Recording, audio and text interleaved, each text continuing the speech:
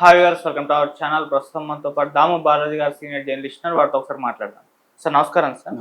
Sir 48 గంటల్లో బంగ్లాదేశ్లో సైనిక పాలన రాబోతుంది. అక్కడ ఉన్న ప్రైమ్ మినిస్టర్ యూనస్ ఎవరైతే ఉన్నారో గద్దె దిగబోతున్నారంటూ వార్తలు వస్తున్నాయి సార్. ఇదంతా కూడా మోదీ గారి ప్లాన్. ఎందుకంటే యూనస్ అక్కడ చైనాకు మద్దతు తెలుపుతున్నాడు. ఈ నేపథ్యంలోనే మోదీ గారు ఒక మాస్టర్ ప్లాన్ వేసి అతన్ని గద్దె దించేసి సైనిక పాలన తెచ్చే ప్లాన్ చేస్తున్నట్టుగా తెలుస్తుంది. అసలు ఏం జరుగుతుంది? మరి సైనిక పాలన వచ్చే అవకాశం ఏమన్నా ఉందా సార్? మనకి యాక్చువల్గా మోడీ పాలనలో చుట్టుపక్కల దేశాలతో గొడవలు ఈ మధ్య ఎక్కువైనాయి. ఒకటేమో పాకిస్తాన్, రెండు చైనా, తర్వాత శ్రీలంకతో కూడా అంత ఫ్రెండ్లీ రిలేషన్ లేవు. నిజానికి బంగ్లాదేశ్కి మనకి చాలా మంచి సంబంధాలు ఉన్నాయి. అట్లాంటిది గత కొంతకాలంగా అంటే లాస్ట్ జూలై తర్వాత ఆగస్ట్ నుంచి మనకి బంగ్లాదేశ్కి మధ్య కూడా అనేక ఘర్షణలు చోటు చేసుకుంటున్నాయి. సో ఈ నేపథ్యంలో అక్కడ లేటెస్ట్ డెవలప్మెంట్ ఒకటి జరిగింది. ఆ డెవలప్మెంట్ ఏంటి, అసలు దీని వెనక కాంటెక్స్ట్ ఏంటి, ఈ పరిణామాలు ఇండియాకి ఎలా అఫెక్ట్ అవుతాయి, ఇందులో చైనా పాత్ర ఏంటి, అమెరికా పాత్ర ఏంటి, పాకిస్తాన్ పాత్ర ఏంటి, ఈ విషయాలు మనం మాట్లాడుకుందాం. సో యాక్చువల్గా బంగ్లాదేశ్లో అవామీ లీగ్ సంబంధించిన షేక్ హసీనా ప్రధానమంత్రిగా పార్టీ నడుపుతున్నారు. షేక్ హసీనా ఉన్నప్పుడు ఇండియాకి బంగ్లాదేశ్కి మధ్య చాలా మంచి సంబంధాలు ఉన్నాయి. సో ఎందుకంటే అది బంగ్లాదేశ్ ఏర్పడడానికి ఒక రకంగా ఇండియానే కారణము. 1972లో బంగ్లాదేశ్ ఏర్పడింది. సో దానికి అప్పట్లో ఇందిరాగాంధీ హెల్ప్ చేసింది. సో దాన్ని బంగ్లాదేశ్ లిబరేషన్ మూమెంట్ అని చెప్తారు. సో ఆ తర్వాత నుంచి కూడా మనకి బంగ్లాదేశ్తో ఓవరాల్గా మంచి సంబంధాలే ఉన్నాయి. ముఖ్యంగా హసీనాతో మనకి మంచి సంబంధాలు ఉన్నాయి. మోడీ ప్రభుత్వానికి, హసీనా ప్రభుత్వానికి బ్రహ్మాండంగా రిలేషన్షిప్స్ ఉన్నాయి. ఈ నేపథ్యంలో అక్కడ లాస్ట్లో జూలై రెవల్యూషన్ అనేది వచ్చింది. లాస్ట్ ఇయర్ జూలై రెవల్యూషన్ అంటే ప్రధానంగా విద్యార్థుల తిరుగుబాటు. దీనికి ప్రధాన కారణం అక్కడ కోటా అంటే ఉద్యోగాల్లో దాదాపు 30% బంగ్లాదేశ్ ఈ లిబరేషన్ వార్లో పాల్గొన్న వాళ్ళ ఫ్యామిలీస్కి 30% కేటాయించడం అనేది జరిగింది. దాన్ని వీళ్ళు వ్యతిరేకించారు. కానీ సుప్రీంకోర్టు 30% కోటాని మేము రద్దు చేయలేమని ప్రకటించడంతో విద్యార్థులంతా తిరుగుబాటు చేశారు. సో ఆ తిరుగుబాటు దేశవ్యాప్తంగా పెద్ద స్థాయిలోకి వెళ్ళిపోయింది. దాదాపు 1000 మంది చనిపోయారు, 11,000 మంది అరెస్టులు అయ్యారు. ఆ నేపథ్యంలో ఈమె హసీనా వాళ్ళ బంగ్లా మీద కూడా దాడికి వెళ్ళారు. దాంతో ఆమె అది గ్రహించి ప్రత్యేక ఫ్లైట్లో ఇండియాకి ఆమె వచ్చేసింది. సో వచ్చేసిన తర్వాత అక్కడ సుప్రీంకోర్టు ప్లస్ మిలిటరీ కలిపి ఒక తాత్కాలిక ప్రభుత్వాన్ని, ఇంటీరియం గవర్నమెంట్ అంటారు, ఇంటీరియం గవర్నమెంట్ని ఏర్పాటు చేసింది. ఆ ఇంటీరియం గవర్నమెంట్కి హెడ్గా మహమ్మద్ యూనస్ అని, ఆయన మైక్రో ఫైనాన్స్లో ఎకనామిక్ రీసెర్చ్ చేశాడు. ఆయనకి నోబెల్ ప్రైజ్ వచ్చింది. ఆయన అమెరికన్ సిటిజన్ అని చెప్తారు. సో ఆయన్ని తీసుకొచ్చి ఆయన ఆధ్వర్యంలో ఇక్కడ ఒక ఇంటీరియం ప్రభుత్వం, ఇక్కడ ఈ నిహాద్ ఇస్లాం, ఈ విద్యార్థి ఉద్యమాలకి నాయకుడు ఆయన నిహాద్ ఇస్లాం కూడా దాంట్లో భాగం. ఇలాగ కొంతమంది విద్యార్థి ప్రతినిధులు, కొంతమంది బ్యూరోక్రాట్స్, వీళ్ళందరితో కలిసి ఒక ఇంటీరియం గవర్నమెంట్గా మహమ్మద్ యూనస్ ఆధ్వర్యంలో పెట్టారు.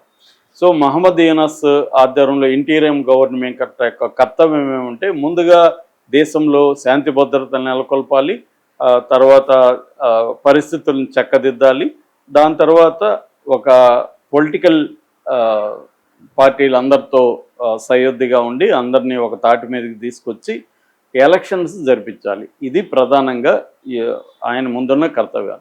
కానీ యూనస్ ఏం చేస్తున్నాడు, పొలిటికల్ పార్టీలని కొన్నిటిని, ఫర్ ఎగ్జాంపుల్ అవామీ లీగ్ని బ్యాన్ చేశాడు. తర్వాత కొన్ని ముఖ్యంగా ఇస్లామిస్టు జమాతే ఇస్లాం పార్టీ ఉంటుంది, ఆ ఇస్లామిస్ట్ పార్టీలకు అనుగుణంగా వెళ్తున్నాడు. వాళ్ళ ఇస్లామిస్ట్ పార్టీలకు సంబంధించిన టెర్రరిస్టులు జైళ్ళల్లో ఉంటే అల్ఖైదీ సంబంధించిన వాళ్ళని విడుదల చేసేసాడు. అవామీ లీగ్ని బ్యాన్ చేసేసి అవామీ లీగ్ మీద తీవ్ర నిర్బంధం పెడితే అవామీ లీగ్ ప్రెసిడెంటు అబిద్ హుస్సేన్ అనుకుంటా ఆయన పేరు, ఆయన మొన్న లుంగీతో హఠాత్తుగా ఎస్కేప్ అయిపోయి థాయిలాండ్కి వెళ్ళిపోయాడని చెప్తున్నారు. అబ్దుల్ హమీద్ ఆయన పేరు, ప్రెసిడెంట్. ఆయన అలా పారిపోయాడు. సో ఇప్పుడు అవామీ లీగ్ నాయకులంతా కూడా ఈయన టార్చర్ చేస్తున్నాడు. మరోవైపు హిందువుల మీద అక్కడ దాడులు చేయడం, హిందువుల్లో చాలామందిని అరెస్టులు చేయడం, అవన్నీ కూడా ఈయన చేస్తున్నాడు. హిందువులు ప్లస్ మైనార్టీలు, క్రిస్టియన్ మైనార్టీ, తర్వాత బుద్ధిస్ట్ మైనార్టీ కూడా అక్కడ ఉంటారు. సో హిందువులో ఒక 8% వరకు ఉంటారు. అది చేయడం. తర్వాత ఏంటంటే ప్రతిదానికి ఒక కమిషన్ వేయడం చేస్తున్నాడు. దాదాపు 15 కమిషన్లు వేశారు ఇప్పటి వరకు, విచారణ కమిషన్లు 15 వేసి ఒక్కొక్క రంగం, political reforms, economic reforms, peace reforms, అలాగా 15 వేశాడు. అవి ఆ రిపోర్ట్లన్నీ రావాలి, మళ్ళీ ఇవన్నీ అన్ని పొలిటికల్ పార్టీల దగ్గరికి తీసుకెళ్ళి ఈ రికమెండేషన్స్ ఏవేవి ఓకే కాదని మళ్ళీ దాని మీద ఒక కాన్సెన్సస్ కమిషను వేశారు. ఇవన్నీ అవడానికి ఎప్పుడవుతుంది అంటే ఆయన కావాలనే కాలయాపన చేస్తున్నాడు, తను ఎక్కువ కాలం పరిపాలించాలని ప్లాన్ చేస్తున్నాడు. ఆల్రెడీ 9 నెలలు అయిపోయింది. ఆయన ఇంటర్వ్యూలు ఇచ్చేటప్పుడేమో షార్ట్ కట్లో త్వరగా అయితే డిసెంబర్ లోపల ఎన్నికలు జరుగుతాయి, లేదంటే మాత్రం నెక్స్ట్ ఇయర్ జూన్ వరకు అనుకుంటున్నాము అని ఆయన ఇంటర్వ్యూలు ఇస్తున్నాడు.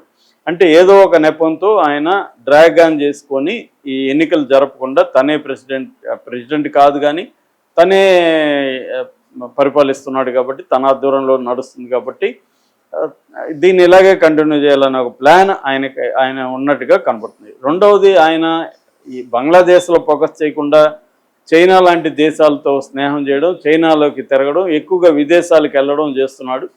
మూడవది, ఇండియాతో గొడవలు పెట్టుకున్నారు. ఇండియా ఇంపోర్ట్స్ని కొంత బ్యాన్ చేశాడు. దాంతో ఇండియా కూడా వాళ్ళ దేశంలో మన దేశంలోకి వచ్చే ఇంపోర్ట్స్ని బ్యాన్ చేశారు. ముఖ్యంగా అక్కడ ఏంటంటే గార్మెంట్స్ ఇండస్ట్రీ మీద వాళ్ళ ఎకనామీ ఆధారపడి ఉంటుంది. ఇప్పుడు ఒకటేమో ట్రంప్ బంగ్లాదేశ్కి వ్యతిరేకంగా టారిఫ్స్ విధించాడు, రెండోదేమో ఇండియా బ్యాన్ చేసింది. దానివల్ల కూడా వాళ్ళ గవర్నమెంట్ ఇండస్ట్రీ కంప్లీట్గా డిస్టర్బ్ అయిపోయింది. సో చైనాను అలో చేసి చైనా పెట్టుబడులు, చైనా ఎకనామిక్ కారిడార్ని బంగ్లాదేశ్లో కూడా విస్తరించి చైనా ఏం చేస్తుందంటే అక్కడ ఎయిర్ బేస్లోకి ఎంటర్ అవుతుంది, బంగ్లాదేశ్ ఎయిర్ బేస్లోకి. అట్లాగే అక్కడ చైనా సౌత్ ఈస్టర్న్ యునాన్ ప్రావిన్స్ నుంచి ఇండియన్ ఓషన్లకి కనెక్ట్ చేసే ఒక కారిడార్ను కూడా అక్కడ పెడుతుంది. ఈ కారిడార్ని హ్యుమానిటేరియన్ కారిడార్ అని పిలుస్తున్నారు. ఇది రఖీన్ స్టేట్ అంటారు, అంటే మయన్మార్లో రఖీన్ స్టేట్ అని ఉంది. ఆ రఖీన్ స్టేట్ నుంచి బంగ్లాదేశ్కి కారిడార్ అనమాట. ఇది ల్యాండ్ అండ్ మ్యారిటైమ్ కారిడార్. ఈ కారిడార్ ద్వారా చైనా ఏం చేస్తుందంటే బే ఆఫ్ బెంగాల్లో తన పట్టుని నిలుపుకుంటుంది. అంటే మెల్లగా ఇండియా నుంచి దూరం జరిగి చైనా వైపు ఈ యూనస్ వెళ్తున్నాడు. సో అట్లాగే మిలిటరీ వ్యవహారాల్లో కూడా ఆయన జోక్యం చేసుకుంటున్నాడు. మిలిటరీలో కూడా కొంతమంది తన మనుషుల్ని అక్కడ పెట్టడం ఇవన్నీ చేస్తున్నాడు. ఇది చాలా మందికి నచ్చట్లేదు. నచ్చకుండా ఇతని మీద ఇప్పుడు తిరుగుబాట్లు మొదలైనాయి. ముఖ్యంగా అక్కడ ఆర్మీ చీఫ్, ఆయన 4 స్టార్ ఆర్మీ చీఫ్ జనరల్ అంటారు, జనరల్ వకార్ జమాన్. ఈ వకార్ జమాన్ అనే జనరల్ ఈ మన ఎక్స్ ప్రధానమంత్రి హసీనా ఉంది కదా, షేక్ హసీనాకి దగ్గర బంధువు అవుతాడు. ఈయనే పెట్టింది యాక్చువల్గా, యూనస్ని తీసుకొచ్చి పెట్టింది ఈయనే, ఈ వకార్ జమాన్. ఇప్పుడు వకార్ జమాన్ ఈయనకి యాంటీగా అయ్యాడు. ఈయన నిన్న దర్బార్ అనే ఒక మీటింగ్ జరిపాడు. అందులో క్లోజ్డ్ డోర్ మీటింగ్, మిలిటరీ అధికారులతో జరిపిన మీటింగ్, కానీ అదంతా బయటికి లీక్ చేశారు. దాదాపు ½ అన్ అవర్ మాట్లాడితే మళ్ళీ ఒక 1 అవర్ క్వశ్చన్ ఆన్సర్ సెషన్ జరిగింది. అందులో ఆయన క్లియర్గా చెప్పింది ఏంటంటే 2-3 విషయాల్ని ఆయన గట్టిగా చెప్పాడు. ముఖ్యంగా 3 విషయాలు. ఒకటి, ఎన్నికలు డిసెంబర్ ఎండ్ లోపల జరపాలి. నీ ఇష్టం వచ్చినట్టుగా నెక్స్ట్ ఇయర్ జూన్ అంటే కుదరదు. ఎన్నికలు అనేవి ఖచ్చితంగా డిసెంబర్ ఎండ్ లోపల జరపాలి అనేది యూనస్కి ఒక ఆదేశం జారీ చేశాడు. 2, నువ్వు మిలిటరీ దీంట్లో జోక్యం చేసుకోవద్దు, మిలిటరీ విషయాల్లోకి నువ్వు తలదూర్చొద్దు అనేది చెప్పాడు. 3, ఈ కారిడార్ని బ్లడీ కారిడార్ అన్నారు, ఈ కారిడార్ని పక్కన పెట్టని చెప్పాడు.